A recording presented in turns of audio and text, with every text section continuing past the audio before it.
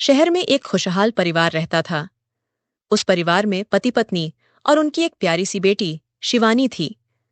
शिवानी को ढोलक बजाने और नाचने गाने का बहुत शौक था, लेकिन घर वाले उसकी इस आदत को ठीक से समझते नहीं थे, इसलिए वह मुश्किल से ही कभी ढोलक बजा पाती या नाच पाती थी। मम्मी, आज पड़ोस में एक शादी है। उन्होंने मुझे भी बुलाया है ताकि मैं ढोलक पर नाच सकूं और ढोलक भी बजा सकूं। क्या आप मुझे वहां तक जाने देंगी? हाँ ठीक है शिवानी, तुम जाओ, लेकिन समय पर घर वापस आ जाना। वहां उसने खुलकर ढोलक बजाई और नाच गाना किया।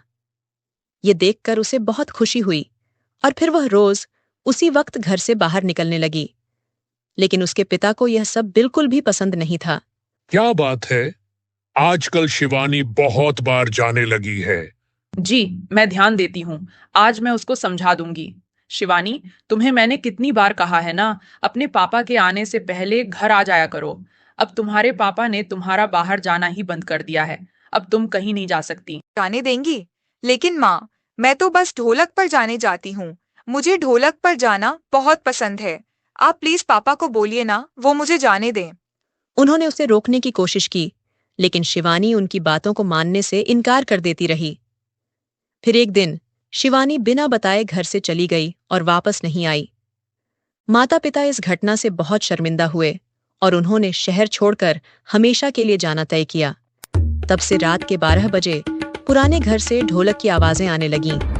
कुछ समय बाद मोहन नाम का एक युवक पढ़ाई के लिए उस शहर आया। वह उन आवाजों से परेशान होने लगा। मम्मी, कल रात मैंने ढोलक बजाने की आवाज सुनी। क्या कोई शादी हो रही थी आसपास? लोग कहते हैं कि यह आवाजें एक पुराने घर से आती हैं, लेकिन आज तक वहां जाने की हिम्मत किसी ने नहीं दिखाई। सबको डर है कि वहां पर कोई साया है। ऐसा सब कुछ नहीं होता मामी, ये सब कहने की बातें होती हैं। आप बोलो तो मैं एक बार देख कर आता हूँ। नहीं बेटा, तुम यहाँ इतनी दूर से पढ़ने आए हो, तुम अपनी पढ़ाई पर ध्यान दो। यहाँ तो ऐसी चीजें होती रहती हैं, उस पर कोई ध्यान नहीं देता। वहाँ जाने की कोई जरूरत नहीं है। तुम बच्चे दूसरे कमरे में जाकर पढ़ लेना। एक दिन उसने ठानी कि वह इस रहस्य को खुद सुलझाएगा। आज की रात कितनी सुंदर है। ये आधा चांद और ये हल्का हल्का अंधेरा कितना अच्छा लग रहा है। एक लाठी लेकर चलता हूँ।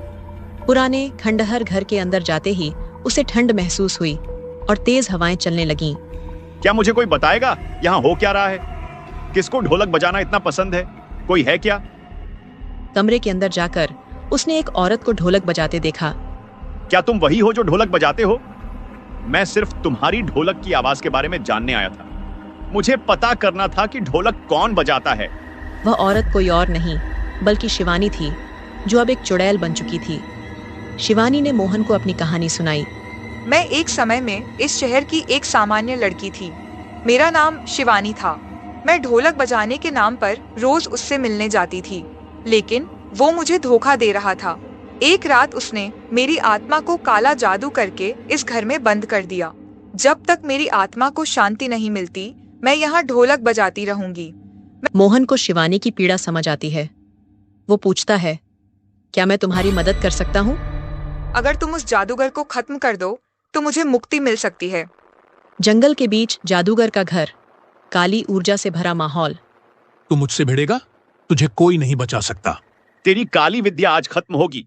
पुरानी दादी की सीखी विद्या से मोहन जादूगर पर वार करता है। जादूगर हार जाता है। मोहन वापस आता है उस पुराने घर में, जहां अब कोई आवाज नहीं आती। मैं तुम्हारा यह एहसान कभी नहीं भूलूंगी। तुमने न सिर्फ मुझे मुक्ति दिलवाई है, बल्कि मेरे पाप को भी कम कर दिया। अब मैं यहाँ से शांति से जा सकती हूँ। कहते हैं उस रात के बाद कभी कोई ढोलक की आवाज नहीं आई, लेकिन लोग आज भी कहते हैं अगर किसी ने शौक के खिलाफ जीने की कोशिश की तो शायद शिवानी की आत्मा फिर से लौट आए।